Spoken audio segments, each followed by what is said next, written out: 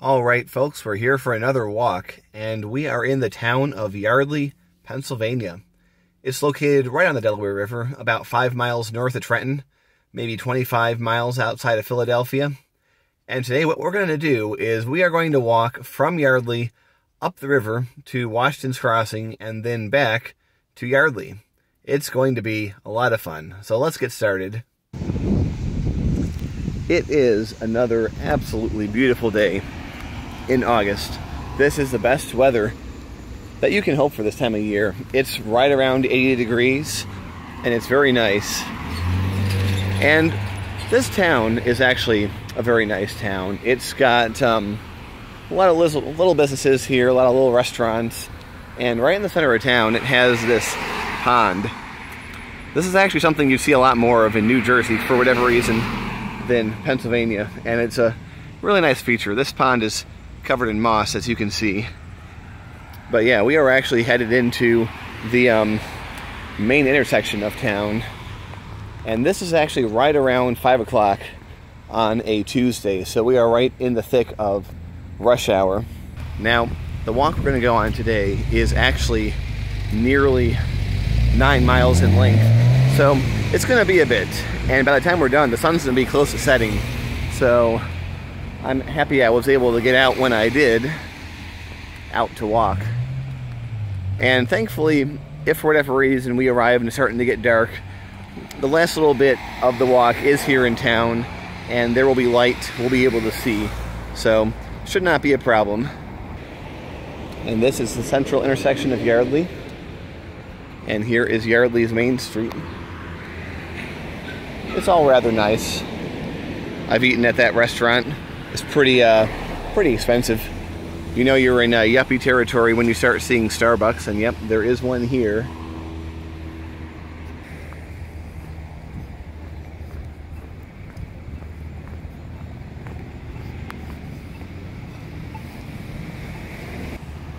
And this is Vault Brewing. It's actually one of the favorite spots of my friends in this area. It's on the expensive side, but it's not like the worst thing you've ever seen. We are actually currently walking south through town, not north, which you might be thinking that's the wrong way. And to that I respond, well, we have to get our coffee first.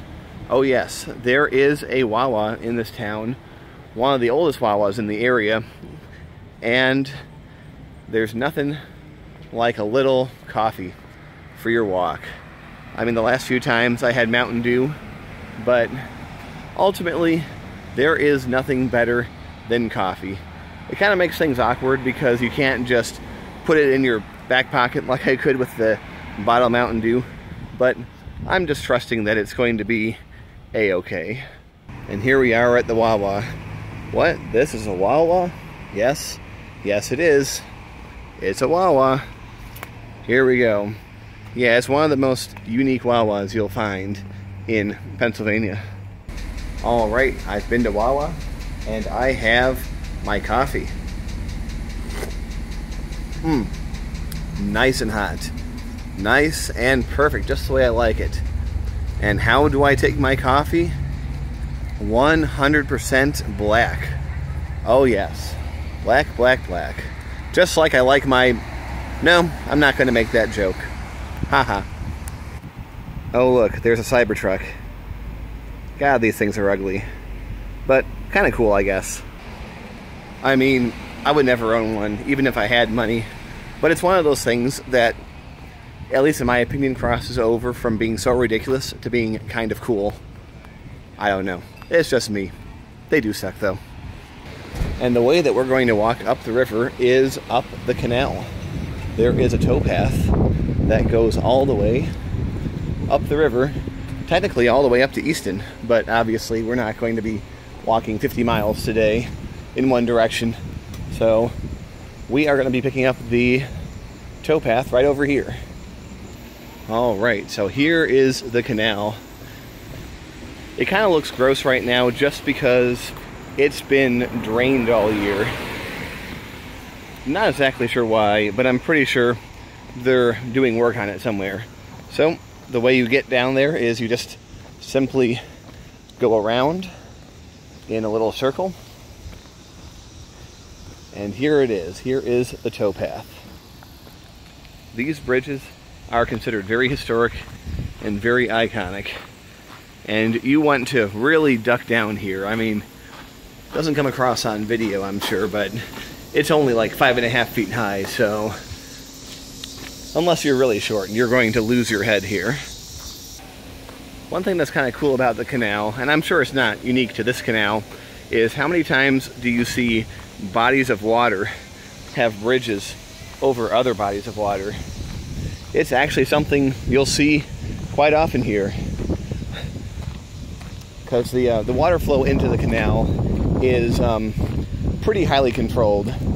And the reason that there is still water in the canal, even though it's technically drained, is because there are a few smaller creeks that do run directly into the canal.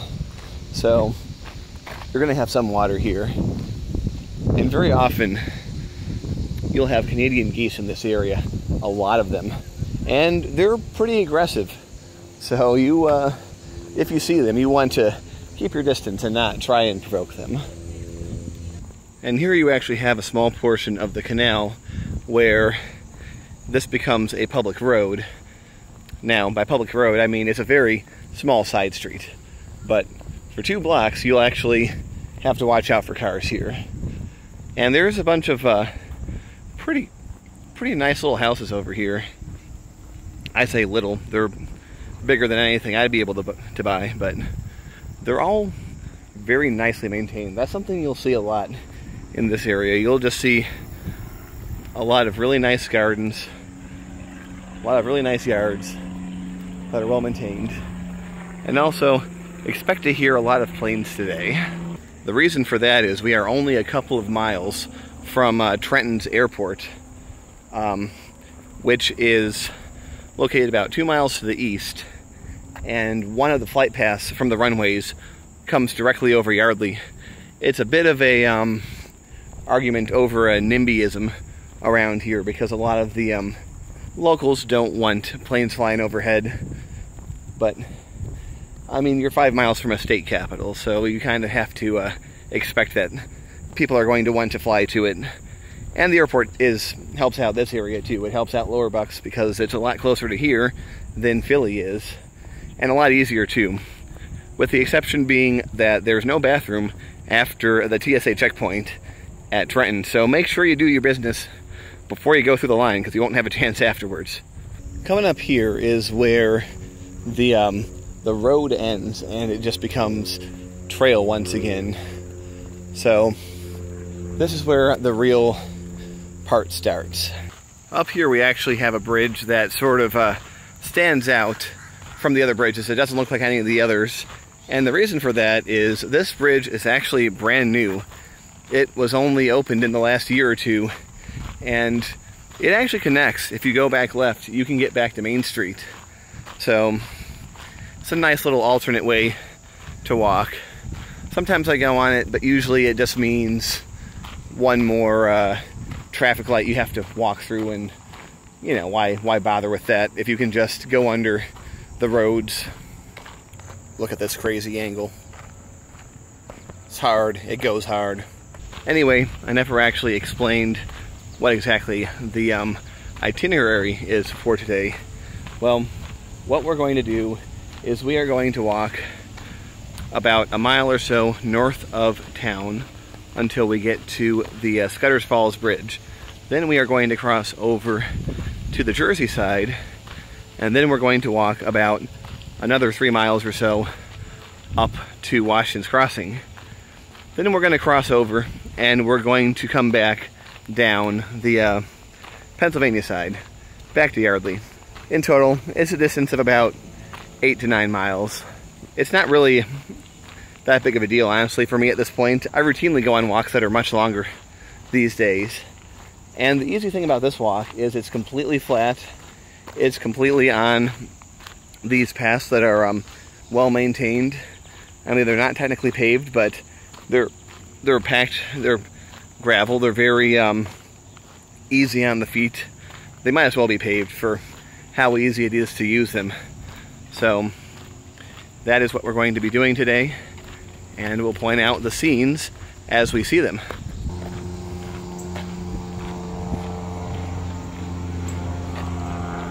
This is actually what most of the canal on the Pennsylvania side looks like these days, because it's been drained for so long that foliage has started to grow in the middle.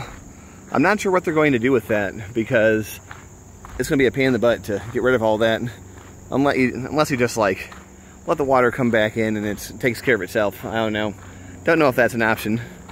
And here are actually what bridges across the canal usually look like. They call this a camelback bridge, and it's very historic, and they're considered very iconic along the canal. As you can see, they're not going to hold up any more than a small car. You know, you're not going to be able to drive a truck across there. But these days, most of the ones that are remaining are just used by people, just used by pedestrians and bikers, and maybe as a driveway in rare occasions. Up here is one of the historic locks of the dam that used to function back in the days when this dam was actually used for transporting cargo up and down the river here. Now, it's been almost 100 years since this canal actually functioned. If I'm not mistaken, this canal ceased to function in 1931. So, yeah, it's been nearly a century. But there are still remnants of those times here. And it really is interesting just how far we've come technologically. That this used to be, not that long ago, considered a very efficient means of moving large amounts of cargo. I mean, this is narrow, and I guess boats would have to go one direction at a time to get through here. Yeah, back in the day when the canal functioned, it was animal power that actually was the main propulsion here, because you'd have team of, I would presume, oxen, but maybe donkeys, I don't know. Don't really know. Mules, not donkeys, but, oh, I'm flailing here, but, you know, some sort of pack animal was used to pull these large barges up and down the canal. And the reason they did it in the canal rather than the Delaware is that, you know, this far up, the Delaware is not navigable. It's only a couple feet deep in places. There's lots of rocks, lots of unpredictability. And if you build something like this, you'll have a nice controlled environment where you can have your animals just peacefully pull your barge up the river. Now, this canal goes from Bristol, Pennsylvania, which is pretty much at the limits, or very near the limits, of navigability on the Delaware, and it goes all the way up to Easton, which is where the Lehigh River empties into the Delaware. So you actually have about a 60-mile gap between major tributaries, between the Lehigh River all the way up in Easton and the Neshaminy Creek down in Bristol, which we actually saw the Neshaminy Creek in our Tyler walk. Aren't I fun at parties? I am full of facts like this. This is the kind of stuff you get with me. And this roar of traffic can only mean one thing. It means that we are getting close to the interstate. This is 295, formerly 95, before they built that intersection in Bristol and rerouted everything around. So this bridge was recently entirely rebuilt, and it is more than twice as wide as it was, and it has a nice walking trail. And that is how we are going to be crossing into New Jersey in just a moment. And here we are walking under the highway. It's very big, very wide, and it's kind of interesting. It's like one of the quietest areas right around the highway is actually directly underneath it. Not that it's quiet, but, you know, relatively speaking. And now we're getting on to the point where you can actually access the bridge. Now, if you look to the left, that is where the highway exit actually is. And there's also a parking right over there. So if you wanted to do this loop from Scudder's Falls up to Washington's Crossing, you could just park there to shave the 2 miles that you would do walking to Yardley and back. But I prefer to do the full route because after all, you know, they don't have coffee here. So yeah, the park and ride is to the left, and to the right is where you get on the bridge. Now, this bridge is crazy. It is one of the most over-engineered things I've seen in a while, especially in this area. Like, this thing looks like it would survive like a direct hit by a significant munition of some sort. But I do appreciate the effort they went through to build this. And one thing I've always been curious about is what the heck goes on there. It's the control building for the bridge, I assume, but it's like this narrow 4-story maintenance building, you know, done up in a very modern style. Like, I want to go full Tom Scott and go in there and like talk to the guys and like just like figure out what happens in there. I'm like weirdly fascinated by this little building. And it's not a headquarters of anything. Actually, the headquarters of the toll commission, which runs all these bridges, is right over there. But no, I lied. That's not even the headquarters over there. It's a regional office. The headquarters is an even larger building. Like, the toll commission has so much money, it's kind of nuts.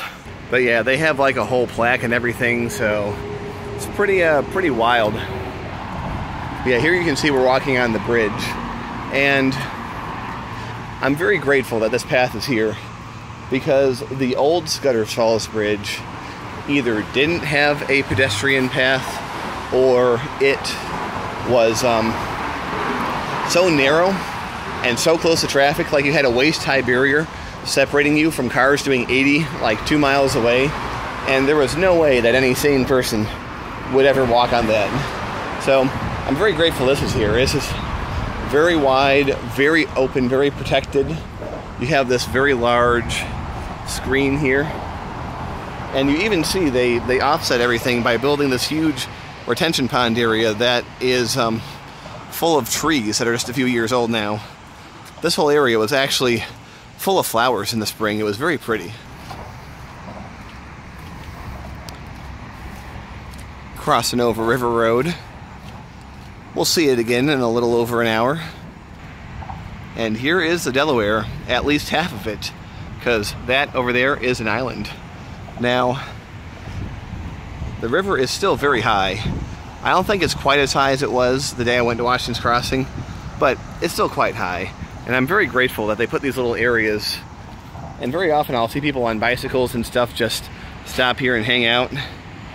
And sometimes I even stop here and hang out because this is quite the view. If it wasn't for the sounds of raging traffic behind us, it would be quite peaceful. You can tell that the glass over there was mainly for noise dampening, because over here they just have a fence. And while that does keep this area pretty protected, it does, as you might notice, make things very loud. And here are the evening commuters coming home.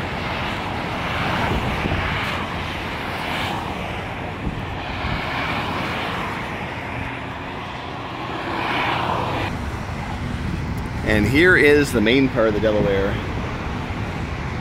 I absolutely love this. It's so pretty. It's like something out of a movie right here. And you can tell that the water is very high, because a lot of those little islands you see out there are normally above the water, and and right now they're submerged. There's actually usually a large sandy spit that comes out here on the left side, but it's underwater.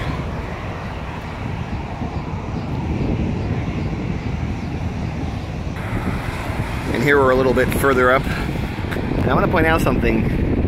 If you look far enough, you can see the supports of Washington's Crossing Bridge.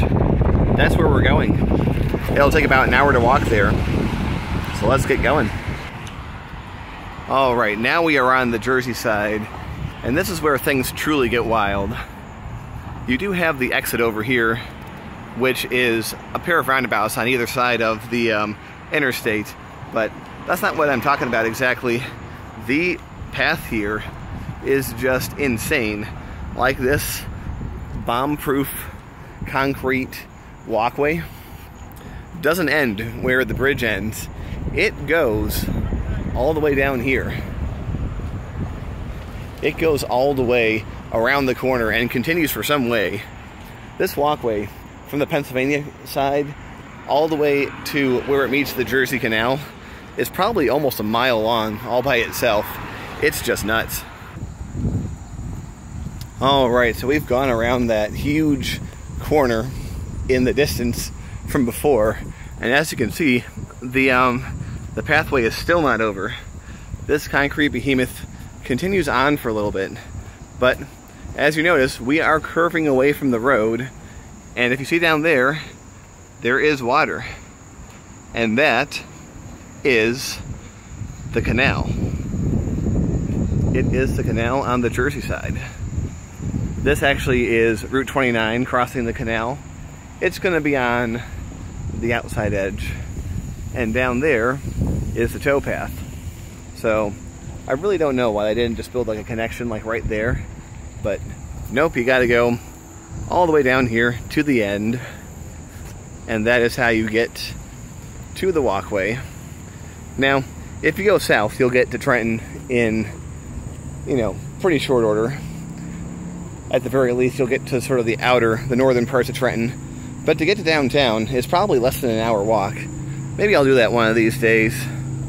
Trenton has a pretty bad reputation, but it's actually, during the daytime, I actually consider most of the central areas there to be pretty safe to walk around.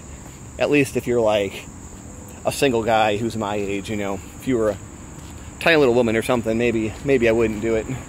But yeah, and this is what the canal on the Pennsylvania side should look like. Not drained, full of water. Down here is actually a little parking area if you want to access it from this side.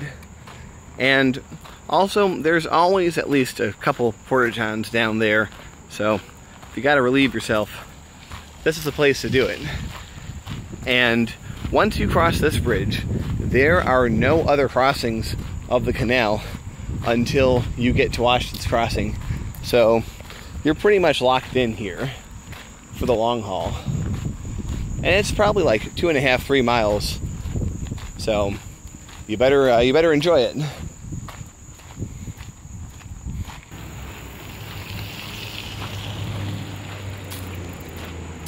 Take a good look, because this is what the canal is going to look like for the next 2 miles. Now, I don't know what you think about this, but to me, it's rather idyllic. Highway on the other side notwithstanding. There's just something about the old, overgrown canal that just speaks to my, ancestral nostalgia, for a lack of a better term. Back in England, you'd actually have a whole bunch of things like this. And yeah, the people who settled this area basically made it another piece of England. It might not be literally New England, but most of the towns down here actually have English names. If you're a British person watching this, you might find some familiar faces in the names of Bucks County towns. I can run through a few. We have Bristol, Croydon, Chalfont, Wycombe. There's even a Dublin for anyone Irish out there. And there's actually a town up by Chalfont that's literally called New Britain. So it's right on the nose. And also, if you really want to see the English impact, just look at the county names down here. You have Bucks, Berks, Lancaster, Bedford. Here in New Jersey, you have Hunterdon, Somerset, Gloucester, however you pronounce that, and many I've forgotten. But the idea is the English really did leave their mark here. And not just the English, but the Scottish, the Welsh. There's a bunch of Welsh town names down here too. You have Bella Kinwood, Bryn Mawr, Bryn Athen, and also, interestingly enough, much of the Philadelphia area was originally colonized by the Swedes. And you'll see their mark on some places like Christiana, Delaware, not far from the Pennsylvania border. That was founded by the Swedes. The town of Norristown, the county seat of Montgomery County, was actually founded, I think it was actually even called Swedesboro originally. It was founded by the Swede. And you'll still get things called like Swede Road and names like that down there. And I actually am 1/8 Swedish. It was my mother's father's father who was originally from there, or at the very least, he was born here to Swedish immigrant parents. He was, he actually worked in the iron mills of Gary, Indiana, back during the heydays of that place. I mean, he did that probably from the 20s or 30s all the way up until the 50s. He died in right around 1960 when my mother was very young. Don't know much about that man. My grandfather has recalled some things. He told me about how he used to roll his own cigarettes with one hand, and he would just do that, roll his own tobacco. And apparently they also owned a house up in Michigan that was kind of like their equivalent of like the Poconos for us, you know, a more quiet, out-of-the-way place to have a vacation home, which I guess is something you could do as a steel worker in the mid-20th century. And also, the man didn't make it to 60. That was very common back in the day. People tended to, you know, not last that long just because, you know, there were a lot of health problems and a lot of things going on. And my grandfather would have been, I think, 27, 28 when his father died. So I think about my case where I was 38, could have been a lot worse, you know.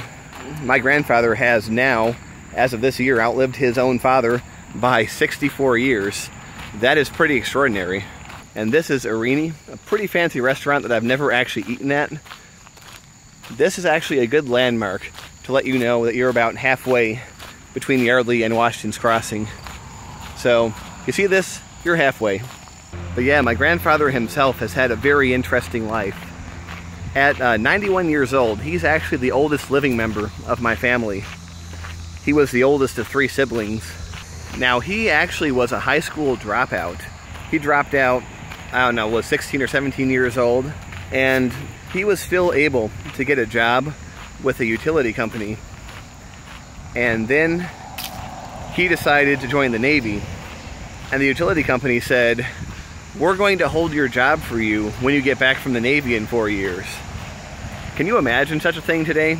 He went to the Navy largely because the Korean War was going on at the time. It was the early 50s, and he saw the writing on the wall, and he decided he'd rather be a sailor than go fight in Korea. And don't blame him. And sure enough, shortly after he signed up, his draft notice for the Army arrived at his house. So had he not signed up for the Navy, he would have been drafted, and he almost certainly would have ended up in Korea. So he was in the Navy for 4 years. When he was stationed in Pensacola, Florida, he met this woman from Ohio who became my grandmother. She moved in with him in Chicago, and they started a family. And they've been married for 70 years. Literally. My grandparents have been married for 70 years, which is an amount of time that I can't even begin to comprehend. I can't comprehend half that amount of time. It's absolutely extraordinary. But I mentioned how the utility company held his job for him. So when he got back from the Navy, he went back to his job, and he had the very classic story of being just sort of like an errand boy in the beginning. And over time, over the next couple of decades, he took night classes that the company offered. And so this young man who was a high school dropout, eventually got the equivalent of a master's level education through his work. And he rose up in the ranks to have a pretty nice job, to the point where when he retired at age 60 in 1992, he and his wife have been living it up for the past 32 years of retirement. I'm talking going on 3 or 4 cruises a year until they got too old to do it. You know, being able to travel where they want, do what they want, live where they want. Through his pension and through his investments, he was just able to do that. One income. I think my grandmother did work at various points, but you know, fundamentally he was the breadwinner for the family. And this guy, who never even graduated high school, let alone went to college, was able to do all this for his family. And it was extraordinary. I remember talking to him about 10 years ago. We were sitting outside the mall, probably waiting for my mother and grandmother to get done some shopping or whatever. And he was reflecting to me about his life. And he told me how fortunate he felt to have been born when he was. Because he's seen a lot of history. He would have been 12, 13 years old when World War II ended. So he's lived the entire post-war era. And up until just a few years ago, he was very with it, very sharp. He's kind of fading now. He has dementia. But up until, I would say 4 or 5 years ago, he was very sharp, very informed, kept up with the news, quite conservative, as you might imagine. And he sort of saw the direction the country was going, and still continues to go. And I think that on some level he's grateful to not have to stick around too much longer. I think he's honestly happy that he was born when he did. I don't think he could have been born any sooner or later and had the same life. You know, if he was 10 years older, he would have been in World War II. If he was 10 years younger, or maybe 15, 20 years younger, he would have been experiencing a lot of the things that, you know, my parents' generation are going through with their retirements and stuff, which, you know, despite being something better than we'll ever have, is still like far from what my grandparents had. And here are some of those bastard geese I told you about. We're a good distance away, and we're going to keep it that way. They are not friendly fellas. And the thing I wanted to bring up with my grandfather was he is not a boomer. He is pretty firmly in what they call the silent generation, the generation before boomers. His children were baby boomers. You know, people tend to think of old person and boomer as being synonymous, but this is a person who came from an era before that. A person who, you know, at one point thought of the boomers as these damn kids. And it's really interesting just seeing the kind of the mind shift change between his generation and the boomers. And I know that one of the people who commented on my videos was talking about me making fun of boomers and all that. And so we're going to do a little bit of that now. Just the entitlement that the boomers had was not present in my grandfather's generation. I mean, he was born in the Great Depression. He grew up, you know, fairly poor. He wasn't like my other grandfather. He didn't grow up on a farm, but he grew up sort of in a poor neighborhood in Chicago. He never thought he would have much of a life. He never thought that things would in any way be easy for him. And he probably thought he would just, you know, toil and die, just like his father did. But what ended up happening was he had an extraordinary life, made decent money, and had a retirement that's lasted for 32 years and counting at this point.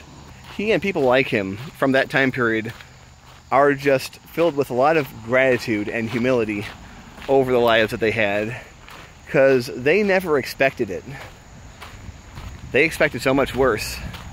Now the boomers, on the other hand, were born after the war, they grew up during the booming days of the 50s and 60s, and they just sort of always expected things to be moving up. And for the most part, they were right. Their lives were just an upward trajectory. Things didn't really get highly dysfunctional until, you know, the poor saps in my generation came around. The boomers just had this expectation that things are just always going to go right and are always going to be good. And they can't understand that things have changed significantly, and that you can put in the same amount of work and be just as smart and just as hardworking as somebody was 30 or 40 years ago, and you get a fraction of the benefit from it. I mean, I have a friend who makes over $100,000 a year, and he just bought his first house at the age of 38, and it's like a smallish townhouse well outside of the suburbs. It's like on the very edge of what you would consider suburbia. And that's all that a highly educated person making $100,000 a year can afford anymore. I mean, it used to be the case where my great-grandfather, difficult life that he might have had, was able to buy a vacation home in Michigan off a blue-collar salary. So things have changed very significantly. So yeah, the pattern was my grandparents' generation expected very little but got a lot. My parents' generation, they expected a lot and they got a lot. And my generation, the millennials, we also expected a lot because of the way we were raised. We were raised under the mantra of do what you love and the money will follow. We were raised under the mantra of every generation in America does better than the one before, because for the past 3 generations that had been true. My grandparents' parents' generation, they had horrible lives, you know, dying in World War I and everything like that. And then their kids did slightly better, and their kids did slightly better.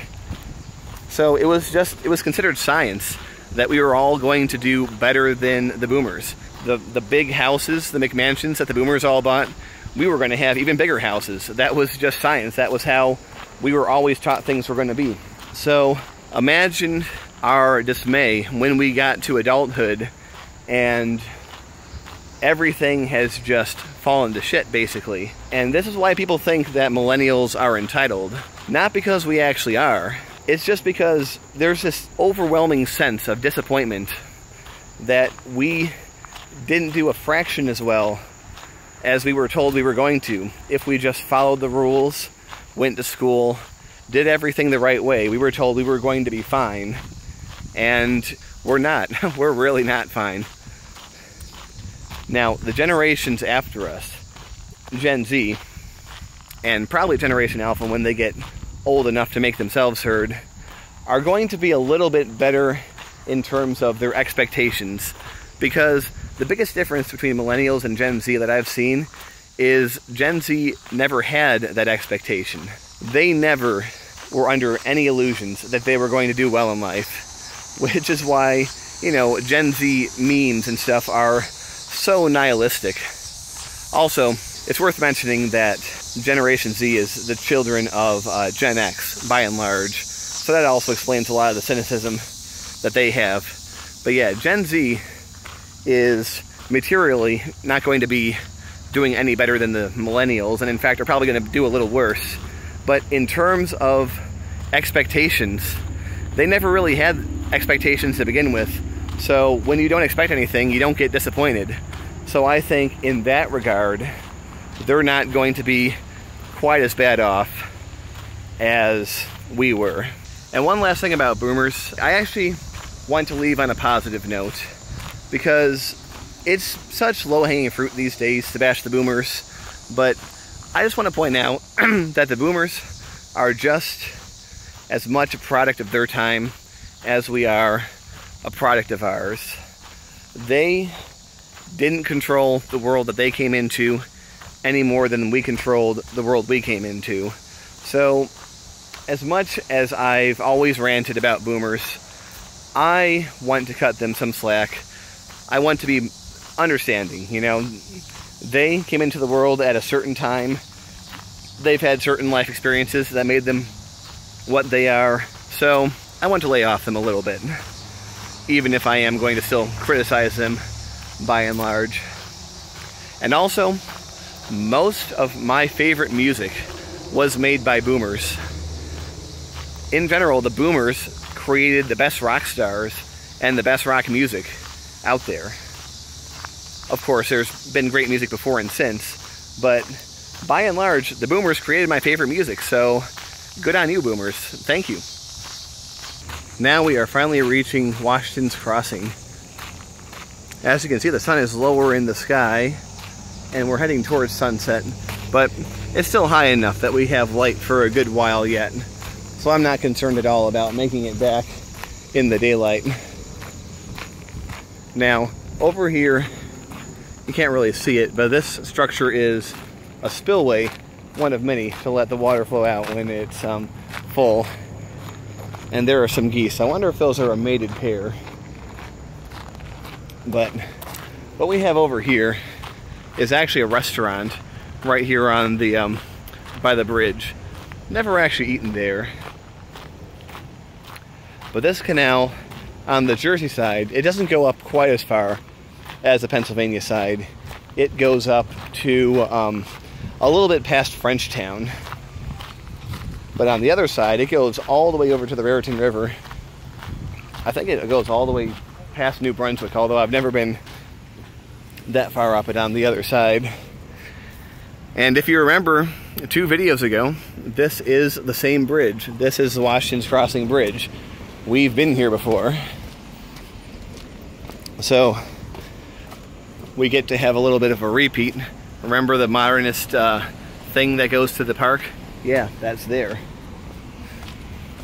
And we get to have one more view of this crazy bridge where everyone's really squeamish about squeezing by each other. Especially this little corner right here. This turn is so tight that everyone's afraid of their vehicles. Like, yeah, people drive big-ass trucks like this over that, and you can't really navigate that turn, so people are very nervous about passing each other on that corner. Yeah, if I drove that truck, I would not be coming on this bridge. I'd just pay the toll and use the interstate bridge from earlier. I mean, if I was able to easily walk from one to the other, it's not far. Speaking of which, you can easily make out the Scudder's Falls Bridge there in the distance. That's where we were just about an hour ago, and we'll be walking under there in about an hour's time. Let's take another view of the glistening waters to the north end of the bridge.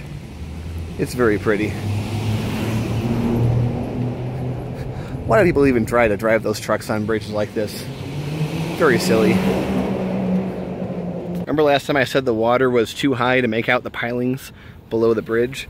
Well, it's lowered enough that you can barely make out the top of one, but the water is still extremely high. Well, there's some sort of police activity going on over here. Thought someone got pulled over, but nope, that's another police car, so don't know what the story is here. Although, do you see that guy with the trailer? Maybe he was trying to go across the bridge. Yeah, that happens often. People will try to go across this bridge that you just can't go across. I've seen some pretty wacky U-turns happen at this intersection when people realized how narrow this bridge was. That was crazy. That wasn't even just the Bridge Commission. That was a state trooper. See that? It's a state trooper car. Far out, man. But yeah, we're at this intersection again. That's River Road. Told you we'd see it again. Over there is actually where we parked for the Washington's Crossing video. But we're walking straight forward here towards the canal. And then we're going to make a left turn and head back down to Yardley. Right now we separate from the road. This road does eventually go to Newtown. And over here we have the canal. And you have a sign here helpfully pointing out how far you have to go. It's 7 miles up the road to Yardley, or to New Hope rather, and it is 4 miles back to Yardley, and that's the way that we're going. So we better get started now. We're once again walking on the Pennsylvania side of the canal, and you can see the woeful state it's in. Now that you've seen the Jersey side, you know what it's supposed to look like, but this is what it does look like right now. I'm looking forward to the day that they have it all fixed up. It kind of sucks because, like, there's probably an ecosystem being built right now through the canal being like this, and it's going to have to be destroyed all over again when they fill in the water, but I hope whatever work they're doing is worth all this aggravation. So yeah, it's 4 miles each way to Yardley from Washington's Crossing, plus probably an extra mile just to go over to the Jersey side and back from the Jersey side. So that's why I say it's about a 9-mile walk. And honestly, it's not that hard. There have been very few times where I've been walking this and felt like, oh no, I'm gonna die, my feet are falling off. Now, going the other way, it is possible to walk from here to New Hope and back, but that is a 14 or 15 mile round trip. Very much beyond what a normal person could do, and very much straining the limits of what I can do, even. Maybe we'll make that a goal, like if I reach a certain number of subscribers or a certain number of views, or, you know, if I reach episode 100 of like visiting parks or something, then I'll do it. We'll make some sort of like ridiculous goal that I'll probably never reach, and if I reach that goal, I'll walk that distance. Now, if I was on a bike, it would be a piece of cake. You know, 14, 15 miles is nothing on a bike. That's like a little over an hour probably. But on foot, yeah, it's a different story. Now this bridge and the area around it was actually recently reconstructed. So this was actually closed, this segment of the trail, for a very long time. First time I came here, I had to turn around, walk all the way around and go on the road. So I added like a couple miles onto my already long ride, and I had to walk on River Road, which, you know, is not really meant for pedestrian. It's very narrow. But you can tell that even though this bridge is a modern construction, it still emulates the style of those old camelback bridges, as they're called. And here's another one of the canal locks. How picturesque is this? There's much more water in the canal here too, which helps. Actually, I misspoke. This is one of those spots where the water actually bridges over another body of water. Little creek here, as you can see. It's a really old style concrete bridge for the road over there.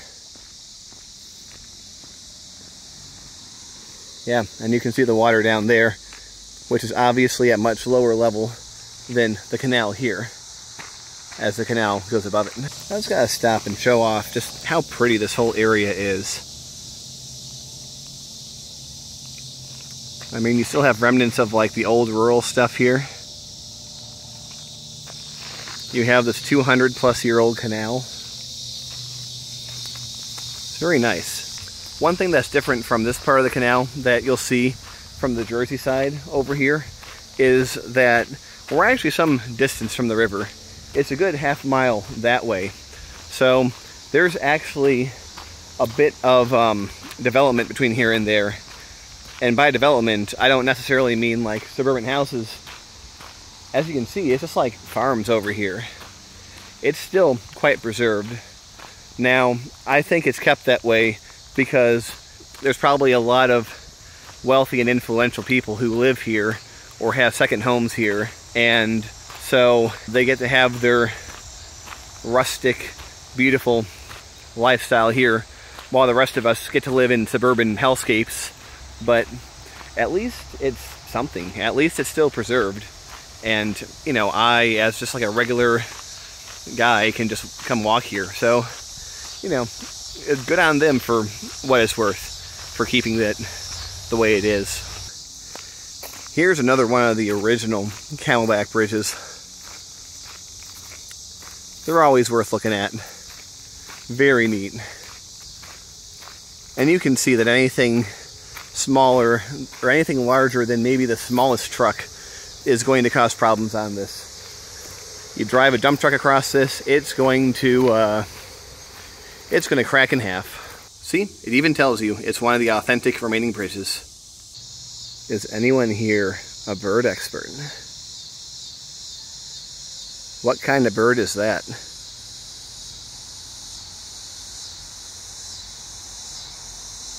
Also, can you hear the Fleetwood Mac? That proves what I was saying before about only boomers really being able to afford houses here anymore. And it also proves what I said about boomers having awesome music, because Fleetwood Mac is, of course, amazing. And here's one more of these bad boys. Just love these things. I really do. And yeah, it's about this time of night that the deer start to come out. See that guy staring at me? Yeah, I'm your natural predator. Be afraid.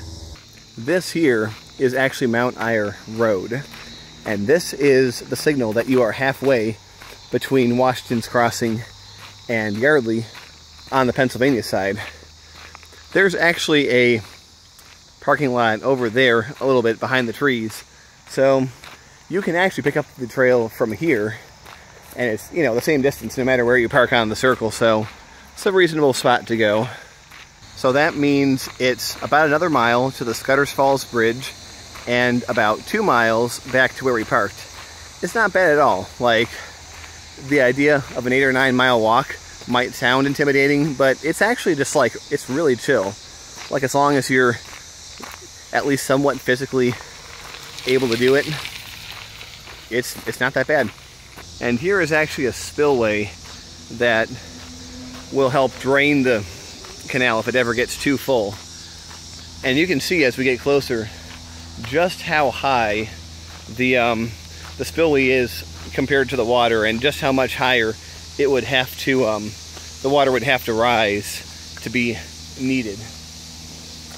That just shows you how low the water is, because it should be only like maybe a foot or so below the lip of this spillway. And this here is actually one of the things used to control the water in the dam. And this is actually probably a good part of the reason that it's so low, because it's adjusted to let so much water out. You can tell we're getting close to Yardley because you hear the planes again. It was at that moment that my phone ran out of storage.